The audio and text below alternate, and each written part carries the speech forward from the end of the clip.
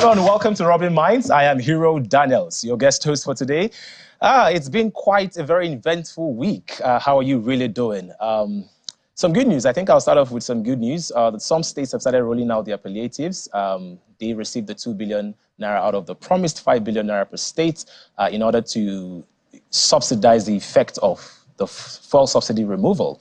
Also, there seems to be a coup d'etat role in Africa as Gabon has the military taking over, just as we saw in Niger.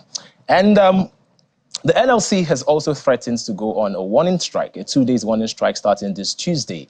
And they have a meeting with the federal government on Monday, and hopefully, I hope that they can come to an agreement. All of the things happening in this nation can sometimes take a toll on our mental health and physical health. So that's why we want to start off with something very interesting and something that would be very, very beneficial to your mental health and your physical health. This man I'm about to introduce, he is in the habit of waking up in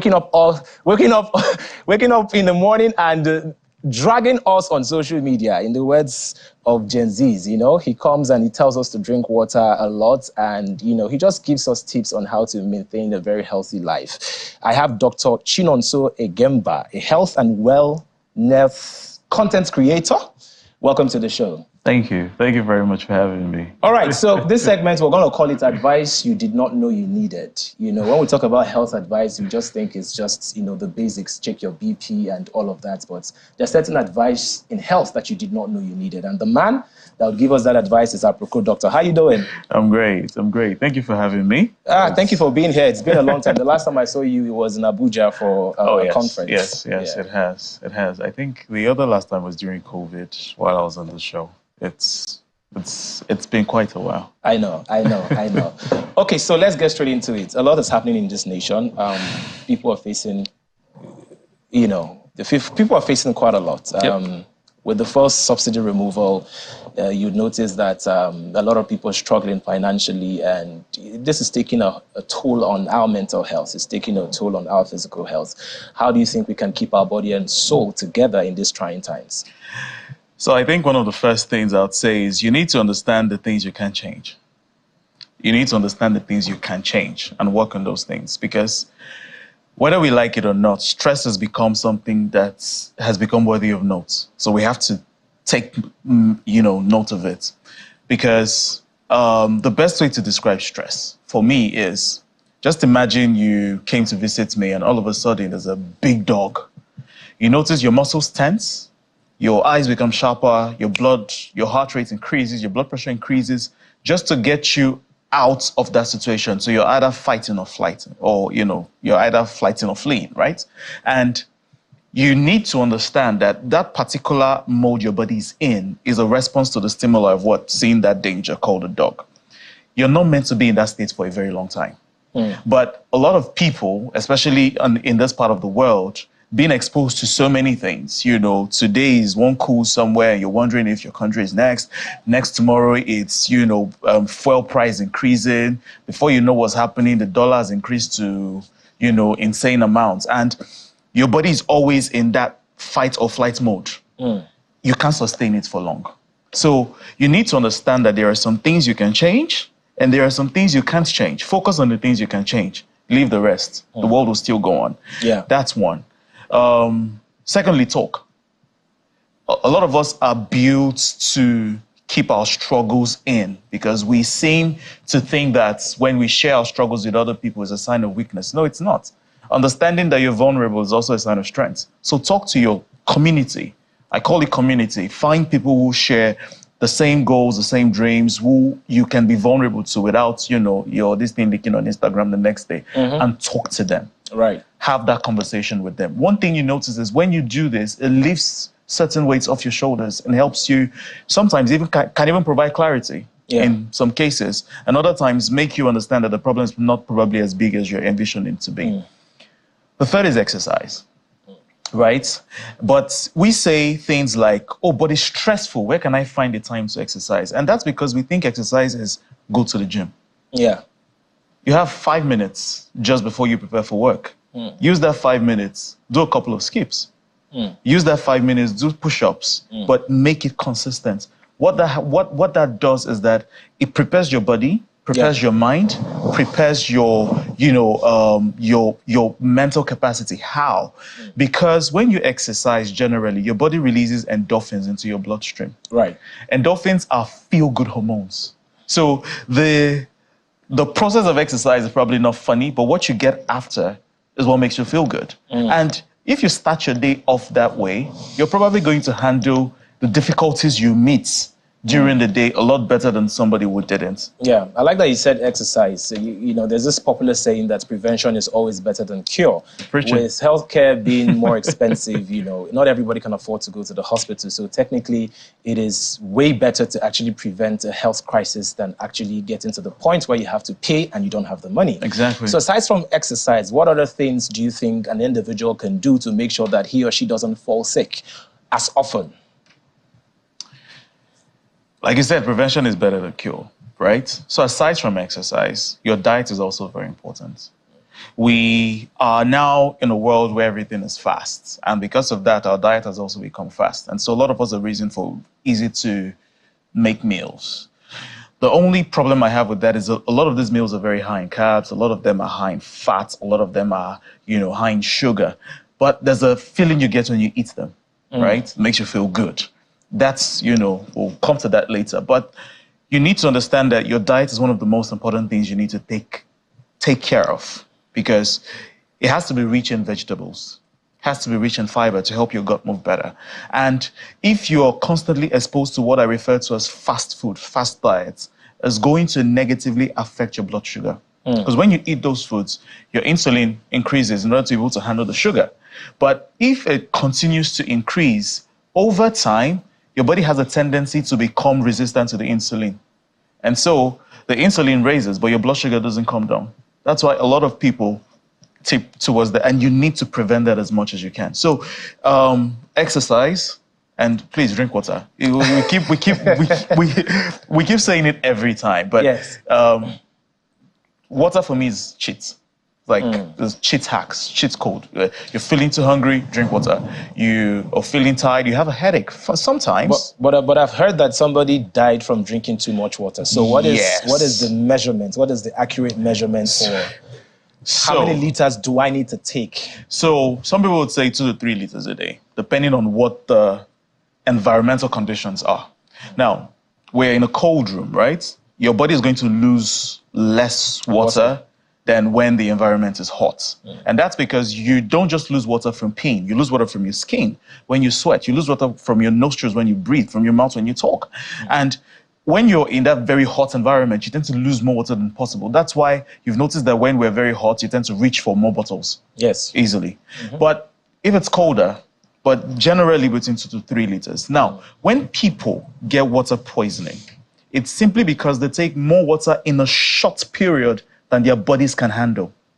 Because your kidneys have a limited amount of water that they can excrete per minute, per hour, per day, right? If you take more than the kidneys can process, it's only going to flow back into your bloodstream. So, and to be honest, it's rare for someone to do that, because yes, when it happens, it breaks the news and everybody keeps tagging me, Aproko doctor, can you see somebody died from drinking water? It would probably happen if you drink like 2 liters or 3 liters of water at once, which sometimes is almost impossible. So there are certain cases where that can happen, but it's rare, ideally 2 to 3 liters per day. All right, Dr. Ejemba. Egemba. Aha. I'm calling you Dr. Egemba because I've been speaking to Dr. Egemba for the past 10 minutes now. So I want to talk about Aproko Doctor. And for the viewers that are confused, Aproko Doctor has a great way of fusing in entertainment and passing great information all in one. So he's funny, and at the same time, he's passing the necessary information. And I think that has helped him to reach audiences in all age ranges, you know, the Gen Zs, the millennials, and all whatnot. And the boomers also. The what? The baby boomers. The baby boomers. So, Aproko Doctor, and I need you to involve Emeka and Nkechi. Emeka and Nkechi. There was a particular video that you made, and you talked about how people can get herpes from sharing shisha and sharing certain materials, right? Can you throw more light on that particular issue? Because whether we like it or not, we know that young people are in the habit of going for parties and everybody's sharing same shisha pipe, right? So yeah, throw more light on that particular. So Emeka and Nkechi, I need you to listen to this very carefully. You know, Let's talk. Herpes. What is herpes? Herpes is simply a virus. There are two kinds. There's herpes simplex 1 and there's herpes simplex 2. Herpes simplex 2 is otherwise known as the genital virus, right? It occurs around the genitals. The herpes simplex 1 occurs around the mouth, so it's called the oral herpes, right? Now, it is a virus that currently has no cure. But it doesn't mean you're going to break out all the time. So when a person gets infected with herpes, it could show up as an infection by, the blisters, whether in the mouth or in the genital areas. But then when they don't see the blisters anymore, it doesn't mean that you're cured. It just means that herpes has entered into the nerves under the skin and it has stayed there. So it's hidden. Yeah. Now, whenever a person is sick, for example, Emeka now falls ill, and then he gets the blister. He assumes that, because my body pain, I had fever, and doctor said it was malaria, so this thing that's coming up here is malaria. No, it's not. It's simply because your body's immunity at that particular point is reduced. And so the herpes breaks out again. The same thing can happen when you're under undue amounts of stress. Right. It could break out again. Now, what is the easiest way to get herpes, right? Not the easiest way, because, one of the most common ways to get herpes is when saliva is exchanged. So let's assume I'm in a club, there's like 4 or 5 bottles of whatever, and then, there's shisha, and I puff and pass. The person I'm passing to does not know what my state is. It doesn't know, just because he's not seeing a blister, cannot assume that I don't have herpes. And that person takes the puff also. That person could get infected. Right. There's a higher chance if I have a blister on already. So if everybody keeps passing it, the infection could keep growing. And sometimes it just goes round and round and round. Right. Sometimes even makeup, brushes. Aproko, don't go there. No, I have to. Why else am I Aproko? Wait. Makeup brushes. Yes, makeup brushes, especially public makeup brushes. If they are not rinsed, if they are not washed, around the mouth, somebody has a blister and you used it immediately just after me, and you go to the next person, the person could get a blister. Because sometimes when people go online and research herpes, for example, now Nkechi is researching herpes, Emeka is researching herpes, and they're like, they say it's from kissing, but I've not kissed anybody. You shared something around. I don't know why I'm so bothered, because of late I've been acting a lot of Nollywood movies, and that's the thing. They just they're trying to make everybody up at the same time. Exactly. And I don't know who has what. The director will just say, "All right, action. This scene, you're supposed to kiss this lady. What am I supposed to do?" So what should we do in Nollywood? So ideally, should we do like a medical test before we go on set? Ideally, I would advocate for that, because this is me getting into this other person's space and not just getting into the other person's space. Yes, it's acting, but we're getting intimate. I need to know how to protect myself, because at the end of the day, it's you. And some people have herpes and then they go to kiss young babies or small babies.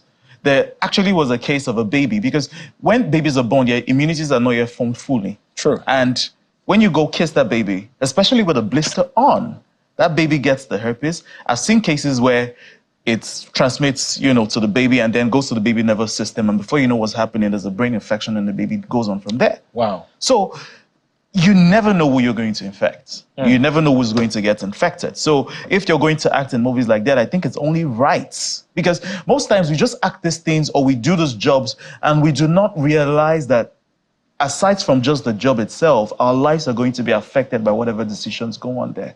So by every means possible, ask for a test. All right. We barely have 5 minutes and there's so much for us to discuss. I'm going to quickly just touch on the issue of aging. Sometimes we're used to being healthy and we do not understand that as we age, probably our immunity starts deteriorating. Certain things happen to me now. I'm not that old. I'm not even up to 30. However, I'm beginning to notice certain changes, in my body, as I age. So what would you tell those people that are aging? What precautions can we take to ensure that we still maintain that youthful vigor even as we age? So I would say there's online advice and then there's real world advice. When you go online and then you listen to fitness enthusiasts, a lot of people do things that are quote unquote unrealistic. This is no shade to anybody, but You go fitness, you see someone, there's always abs on, and to you, that's a goal, right? But you ought to realize that not everybody walks with 6 abs on all the time. You have to tense your body in order to get that way. Do you have 6 abs? No, I don't. Okay, that explains why you're beefing the people with 6 abs. But continue. So I have 6 abs, but they are not there all the time. I'm just joking. So you need to understand your limits, and your limits will show by how much exercise you're doing, right? You don't just, some people get motivated and then they go to the gym, and then you see someone who's younger than you probably squatting like 200 kg, and all of a sudden that's what you want to squat on your first day. As a 35-year-old, 36-year-old man, you have to realize that you no longer have the muscular tension of that person. So do what you can maintain. Don't do what you're motivated to. That's one. Number two, if you know that running is a problem, for most people as they age, one of the first signs that they're aging is their knees tend to give in at some point, right? It's fine. But rather than run, walk. Walking is actually, I've waited to say this, walking is actually one of the cheat codes that I, quote unquote, discovered by myself. You know, if you walk for long hours, I have a watch that keeps me on check 10,000 steps a day. You could lose insane amounts of weight just doing that. For some of us that like to do big man, every time we're driving to location, you want to go to a pharmacy or a supermarket, you're driving. Take the stairs. Yeah, take the stairs. Okay, so there's a pandemic that is currently in town. Every single week, there's always a new brand of agbo. Everybody is taking something in their defense, you know. This agbo helps the body, detoxifies the body. But if we're to be honest, especially for males, we know the reason why we take agbo. Yeah, we know, you know. We know. Yes. You know the reason. You know. You know. So, can you tell us how healthy is agbo? Should we be buying agbo? Talk about branded agbo. And by branded agbo, I mean all of the new brands that will come up. They'll give it a fine cover and do like big, massive promo for it. So how healthy is drinking agbo? You have put me in a tight corner. We are going to get out somewhere one way or the other. Okay. Now, first let me say this, that most drugs were gotten from natural sources, right? Most drugs were gotten from leaves, from vegetables, from the bark of trees. Some drugs are. But there's a process to getting those drugs out. Now, you have to isolate, first of all, the active ingredients. You don't just grind the whole leaf and then you take it. Because when you grind the whole leaf, you grind the whole tree, there are other alkaloids, let me use that word, in them. That could be 60 seconds. That could be harmful to your kidneys. So you have to realize that agbo in and of itself needs more work to be certified as safe. It needs more tests. We need to investigate more into this agbo. If you're taking agbo just because everybody else is taking it, you don't know what your liver is. And if you're taking agbo because you want to detoxify, I want to tell you categorically right now that your liver is already doing that job for you. You don't need another thing to help you do it. All right, there you have it. The liver is doing the job already. So especially those ones that EA used to sell. As much as possible, try and avoid agbo because your liver is doing the job already. Thank you so very much. Thank you. Dr. Chinonso Egemba, a.k.a. Aproko Doctor. Thank you very much for coming on the show. Thank you for having me. Rubbin Mind continues after this break. Stay with us.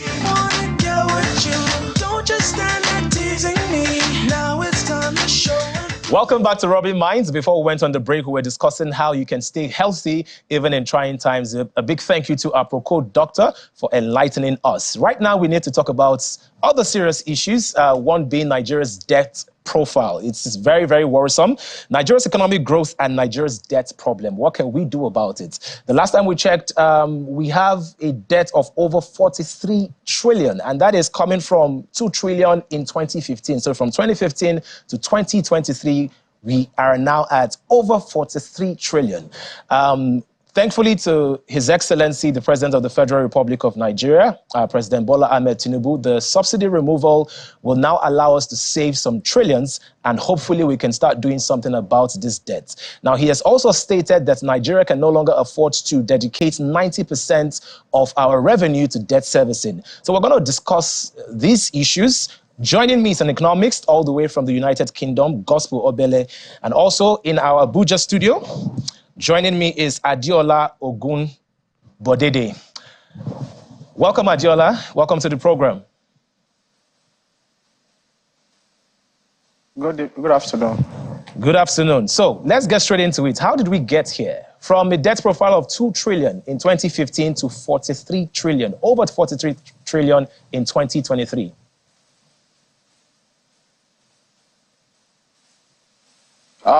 Basically, I will say that the challenge actually started with Jonathan government. Immediately, President Obasanjo handed over to Yar'Adua. It was an unhealthy economy. After that time, we made a payment of $18 billion, and the other part was forgiven. And we made payment of 12, and 18 was forgiven. Then after that, Yar'Adua started generating some level of debt in the economy, though it was not as much. But when Jonathan government came into being, a whole lot were brought into being, some challenges which they were able to manage effectively then with Madam Ngozi Okonjo-Iweala. They were able to manage the economy very well at that time. But at that time, they had problem paying salary. And they've started generating this level of debt, which you mentioned. At the time PDP was to leave in 2015, they have about 2 trillion, as you mentioned. But when Buhari government came into being, we actually found a double problem in the economy. One was, immediately it came in, the problem of Jonathan government coming in was there. Then it got in, and there was an inflation, what do you call it, recession in the economy in 2016. So for him to be able to reflate the economy, the model of what America actually used was proposed to him. And he, at that time, took it upon himself to start getting funds from outside to help cushion the economy. But as a result of that, because what we're getting was good for the economy for them, for that government at that period in time, they now decided to make it a daily occurrence, a yearly occurrence. They were talking $6 billion, $5 billion here and there. So as a result of that, that government became a government of debt because they were getting $21 billion from CBN for ways and means. They had to get from IMF and some other multilateral organizations. And yes, I think that was the reason why we have what we have as of today. But as you have said also, the President, Tinubu, has actually said with the removal of subsidy, they were able to help save some money, which we can use to pay the debts. And I believe that maybe subsequently, there should be a reduction in what we have already. And we already know that most of these debts were denominated in dollar. So with the 100%. So as a result of as a result of the devaluation of the dollar, we actually saw a spike in that. So I think when we are beginning to look at it in naira terms, the level of debt will grow up because pari passu, the dollar rate. But if things get better, I believe that apart from the payment, the issue of debt sustainability will be a factor going forward if we should allow this government to run. I like the fact that you stated if things get better. I'm not an expert on economy, but I'm fully aware that a lot of countries, even first world countries, have a lot of debts. And economics will argue that when you borrow, you sort of also increase your GDP, your gross domestic product, right? How come we haven't seen any growth despite all of the borrowing? Because personally, on the personal note, I do not have an issue with 43 trillion. I have an issue with the fact that we have not seen commensurate growth as a result of that debt. Normally, when it is being touted for a government to borrow, there should be a project they are targeting to actualize, either infrastructural project or something that will improve the welfare of the people, something that is going to be productive to the economy in such a way that it is going to engender growth. But we find out that most of the time when we take loans in Nigeria, the fund is usually not used for the purpose for which it is being given.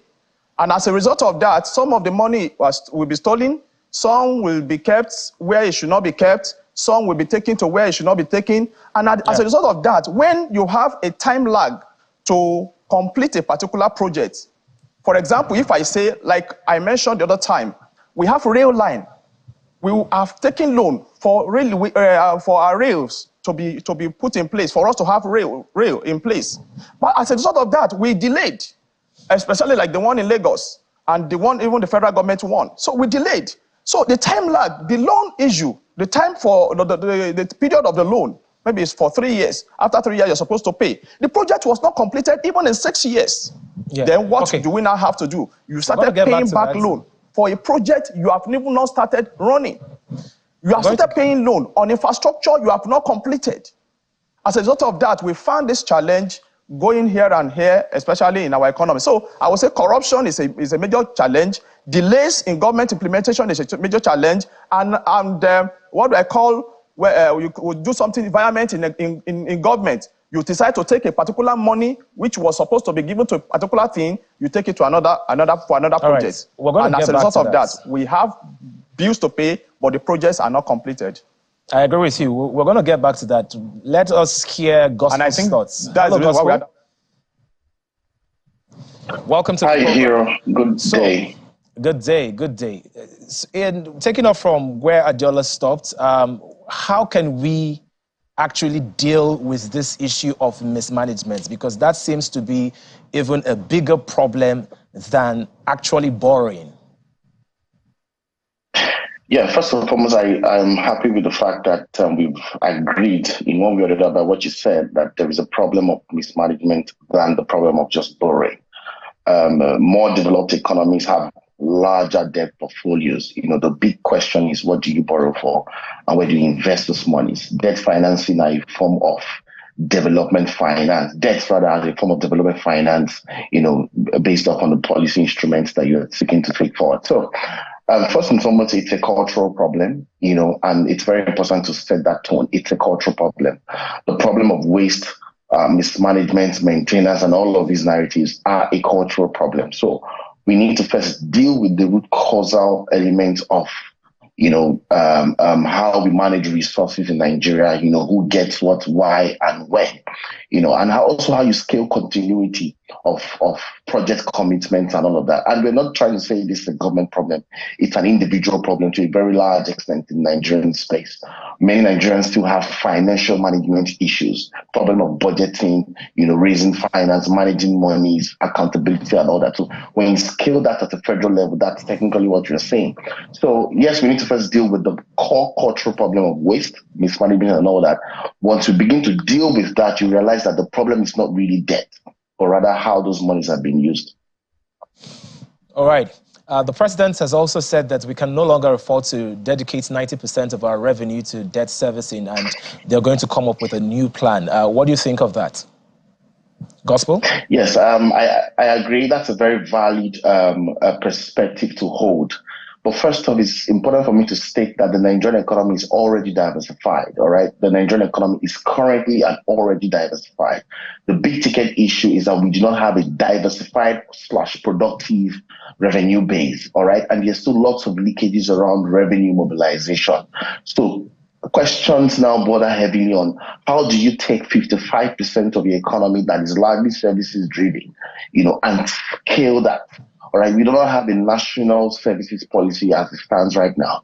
All right, we have loads and loads of graphic designers, web developers who work remotely, but we don't have that national data set to say what intelligent path do we need to, begin to channel the services sector such that we can earn strategic revenue from that. We have loads and loads of Nigerians who are in the diaspora, and many more are going outside the country. How do you design an official, incentive-based pathway, to encourage or inspire foreign diaspora remittances into the country? How do you take 94.5% of the economy that is non-oil and ensure that loads and loads of SMEs who are export-ready actually have the ability to get their product, made in Nigeria, value processed in Nigeria, and then those products are selling in the shops in Tesco's, in the Tesco and Sainsbury's stores in the UK. I don't know if you get what I'm trying to say. Yes. Until we can do that successfully and scale that at large, we cannot deal with the revenue problem. So the big ticket issue is diversifying the revenue base and looking at low-hanging fruits across the services and non-oil sector and scaling that for strategic access to market engagement globally and even regionally. That is very apt, Gospel. Adiola, speaking of how to diversify revenue collection. What is this current government doing about it? And what would you advise that they do about it? Already, the federal government of Nigeria is taking a good step in that regard. The coordinating minister of the economy, Minister of Finance, Mr. Wale Edu, has actually come up with his team to actually help the government to get back to shape. Then, apart from that, we also have the team led by Taiwo Oyedele, who is the tax reform team. And from what he said a week or two ago, he actually gave us a good account of how we have been found lacking in generating the necessary taxation in this economy. He told us in South Africa, which is a second, or between Egypt and South Africa, they usually come second in the economy of Africa. So that in South Africa, they actually generate about 400 billion or so, or 400 trillion naira, less in calculation, from tax. But in Nigeria, we only have about 13 trillion being generated in that same, and we are more than them. Our economy is better than that of South Africa. So we could actually utilize. So they are putting measures in place to see how best they can increase the tax base or use the existing tax base and generate more. Because many people in the current system are not paying the necessary taxation or taxes. So that is one part. Then on the federal government end, how best can they actually get this thing done? We found out that most of the things being done in this country, most of our products are not exportable. And when they cannot export them, we are going to have this kind of problems even in place because we don't generate necessary income. I want to make reference to what Peter said the other time, that when you give capacity to people, either they're engaged, they are doing one job or the other, that is when they can pay tax. That is when they can bring in income. And that is the reason, that is when you can actually get funds from them. So when the economy is actually productive in its sense, in every sphere, I look at the economy of Nigeria, I said we don't need to suffer if everything is put in place. So I want to call upon this government that they should put every measure in place. Apart from what the tax reform teams are doing, we should put all measures in place from the custom to the NIPC, those who are in charge of exportation of our products. Already they're also doing a good thing because the federal government is putting some money, I think about 125 billion, to support the manufacturing sector. So by the time they are able to support them and they become more productive, people's taxation will come in, then we will be able to export goods and get funds into the economy. Then, like a gospel said the other time, we have diversified the economy, we can still do more. So we diversify the economy the more, increase our productive base, and let everywhere be filled with productivity. We have 200 million people. And when I look at the GDP of Nigeria, $400 billion plus, and we have 200, that means every individual, we are only generating about $2 or $20 billion, $20 each. That is below our capacity. So I want to beg everyone to get up and get doing. So we've been talking about diversification. Case may be. So we are generating below our capacity. The issue of diversification, every single government comes in and every single government has the agenda of diversification. We want to diversify and look at the non-oil sectors. I don't think we've made so much progress on that particular diversification, especially as regards to the non-oil sector. How do you think we can, this time around, because we're at crossroads, globally, the demand for oil is reducing. Countries abroad are moving away from the power gospel. Countries abroad are moving away from the carbon emission and they're moving to cleaner sources of energy. So it's better that we actually take cue and just move away from also like to reduce the carbon emission and move to the non-oil sectors. How can we really invest in the non-oil sector of the economy, Gospel? Thank you very much, Hero. Very importantly, again, I need to state that the Nigerian economy is already diversified. You already have 94 to 95% of the economy as non-oil in terms of its representation and construct of economic activities that are being undertaken in that space. So you cannot get quote unquote more diversified than that. you now have the oil sector playing about 5 to 6%. What has happened is that the body language, the policy focus, the trajectory of how the market has evolved over time and how we earn monies or income has been built heavily around the oil and gas sector. I don't know if you get what I'm trying to say. So we need to do more in terms of representation and organization of markets in the non-oil space. So, and part of why I'm saying that is the fact that loads and loads of the sectors in the non-oil space are largely at infant stage, all right? There's still loads and loads of sector-related policy engagement, investment, industrialization. Take, for instance, now, 90% of activities in the agricultural space are crop production based, all right? And that's almost irrelevant. Not irrelevant, really. That is technically unproductive for the Nigerian economy right now, all right? And you have a very fair spread of agricultural representation to industrial representation and service-based economy representation. So technically, you have the raw material-based aspect of the economy. You have the industrial-based aspect of the economy. You also have the services-based. And if you look at countries that have developed over time, over the years, in many cases, they have one out of these three. You hardly find situations where many nations have all of these three at a very reasonable representation level. So the UK is heavily services based as an economy. China is heavily manufacturing based.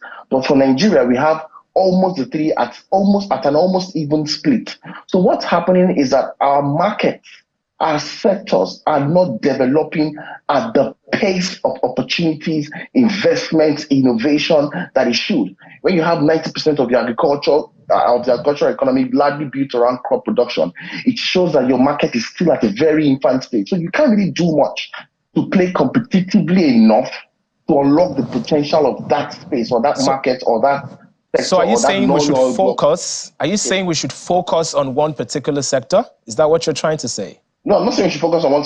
What I'm trying to say is that there needs to be a strategic approach to unlock the productivity of the non-oil market. And you also need to look at the top few sectors that would yield that investment productivity or whatever the case may be in the shortest time, all right? Look at agriculture, look at fintech, look at digital economy, look at the services block and all that. So by the time you begin to first and foremost organize the market and as much as possible provide incentives for investment and people to play into those markets and, build some form of access to market engagement as well. Meaning that the person who gets cocoa from Ibadan, give or take in the Southwest, can actually process those things via industrialization and all that, and then sell their chocolate in Zurich, in UK, in the US and all that, and get people from, who are not even Africans, purchase our product, coming from Nigeria. And until you have that cycle correctly done, you cannot earn the benefits of a 95% based non-oil sector representation. I don't know if you get what I'm trying to say. So it's like you're having a sleeping giant in the case of things, all right? So there has to be that focus, there has to be that investment, there has to be that kind of resources. Now, note in everything I've said, I have not said formalize the sectors. Right. I have not said formalize the service space. What I'm trying to say is make productive is different from making formal. All right, Gospel. Very quickly, we're almost running out of time. Adiola, one of the issues that people keep on complaining about is government wastage in terms of our resources. In as much as we're trying to develop this nation at a very fast pace, it's very, very important for us to cut down government spending. How effective has that been? I mean, cutting down government spending in this current administration. Yeah, cutting down government spending is good. And I think the president has come out to address this part with us. I work in the private sector, and I understand the place of having your people work on different programs and projects for you. If because you want to reduce costs, you decide to reduce, for example, some ministries that are very important to your administration programs and projects, and you load a particular ministry with so much work that they become ineffective, then the economy suffers it. What you think you want to save, you find out that you are not saving it. Please permit me to go and just address one or two issues here from what Gospel said. I will conclude with what you asked me. Yeah, we're out of time, Adiola. About 2 weeks ago, yeah, I'll be fast. About 2 weeks ago, I found out that cassava and tomato could actually generate the economy 7 trillion every year, but most of it are wasted. 7 trillion naira coming to the Nigerian economy will help to buoy some things in this economy, but they are wasted. This comment said they are going to have a commodity board. They should put them in place. That is one. The second part I want to mention here is that we should put necessary fiscal measures in place. Kemi Adeosun did that at the beginning, but we jettisoned it immediately she left. Put necessary fiscal measures in place. It's one of the attributes of accounting. When we have good fiscal measures in place at all levels, then we save costs, we run the government properly, everybody gets better. As of now, only a few are getting the best, and many people are suffering. And I think this government should rise up and help us to ameliorate the problems the country is facing at this time. Thank you so very much, Adiola, and thank you so much, Gospel, for coming on the show. Rubbin Mind continues after this break. Stay with us. Welcome back. This is Rubbin Mind. Before we went on the break, we were discussing the Nigerian economy and what we can do to make sure we diversify this economy and pay back our debts as soon as possible. It is now time for us to talk about the non-oil sector that we've been talking about, and one of the areas in that particular sector that is doing well is the Nigerian entertainment industry. The evolution of Nigerian music is of particular mention this time around. You would agree with me that Nigerian music has come a long way, and right now, Nigerian music is no longer Nigerian music, not just Nigerian music, it is the global Nigerian music. Everybody is vibing to the Afrobeats. All the international celebrities, all the international artists, they all want to collaborate with our indigenous and our local artists right here. And our Nigerian musicians are doing so well abroad, selling out the biggest venues. A couple of years back, Davido was one of the first artists to shut down the O2 Arena. And right now it seems like everybody, or most top Nigerian artists can literally do that. Ashake, who is almost 8 months into mainstream music, just shut down the O2 Arena. So to discuss the evolution of Nigerian music,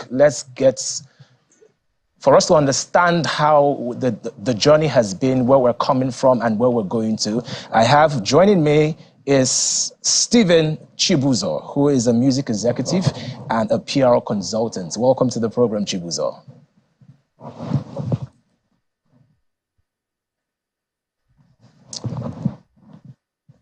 Chibuzo, please unmute. Welcome to the program. Hi, welcome. Hello. Yes, I can hear you loud and clear. So very quickly. All right, how you doing? I'm good. I'm good. Thank you for asking. I hope you're good as well. Yeah, perfect. Wonderful Sunday. Those work, that's fine. Very quickly, what magic happened? Can you explain what this movement is? 5 years ago, or even, let's say 5 years ago, 6 years ago, the Nigerian music was known globally, but not at this scale. So what magic really happened? So I call this the second wave of attention. For example, Fella's era was the first wave the Afrobeat got global attention.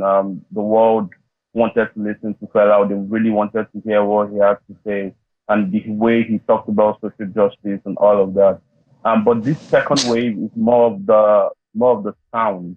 The global stage, they always look for the next sound. They always look for the budding sound that they think that can fit in anywhere, in any space. And the Nigerians are globally, they're entering into migrating into different countries.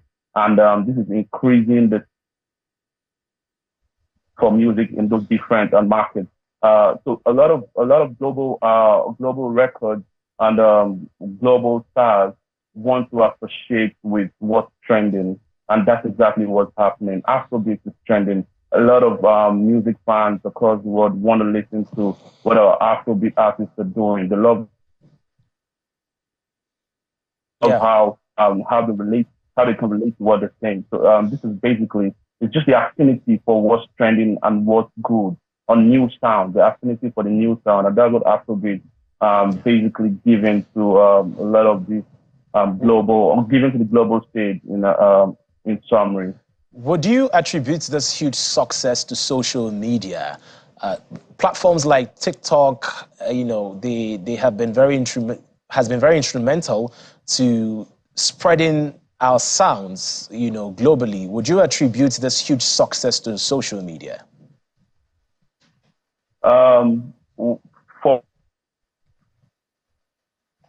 Yes, because if you look at the period of lockdown, during the period of lockdown, Thriller, TikTok,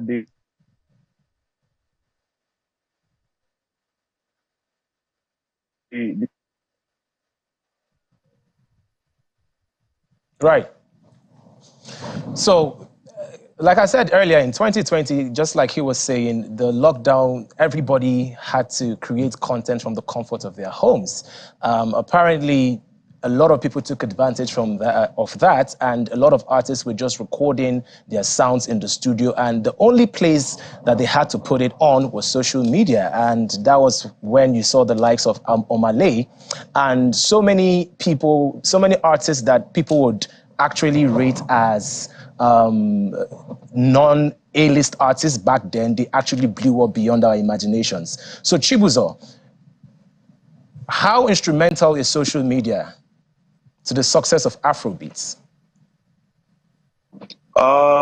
Social media is very instrumental to the propagation of Afrobeats because if you look at platforms like TikTok, Thriller, even Twitter, for example, it's helped our voice as African musicians, as African music executives.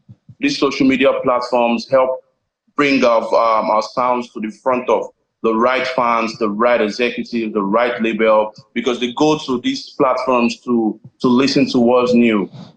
Basically, if you look at the period when COVID hit us a lot and people were indoors, Thriller was a very big part of it. They loved our dance steps, they loved the sounds that they could hear from our music, and a lot of the fans on the global stage became very attracted to it. They loved it, and they started seeking for other songs, looking for other artists. So yes, short music platforms, short video platforms like TikTok and Thriller helped a lot. Chibuzo, let's now weigh in on a very hot topic, a very hot conversation currently trending on the social media space. Burna Boy, in an interview, stated that Afrobeats is a great movement. However, Afrobeats lacks content, and what he's doing is not necessarily Afrobeats. How does that make you feel? Because some people believe that this Afrobeats is what gave Burna Boy the platform. His music was propagated with Afrobeats, and he shouldn't have the right to say that Afrobeats lacks content because Afrobeats sort of made him. What are your thoughts on this particular hot topic?